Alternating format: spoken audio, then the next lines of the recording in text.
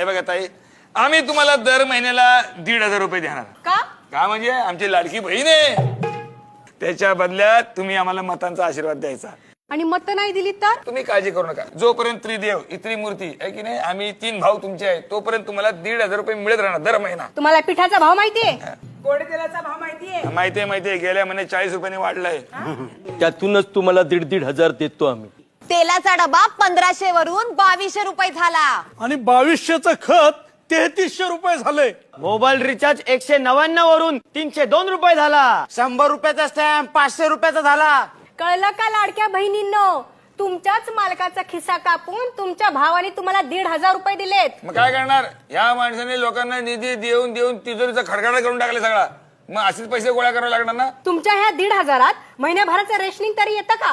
माणसांनी खायचं काय? Oh no!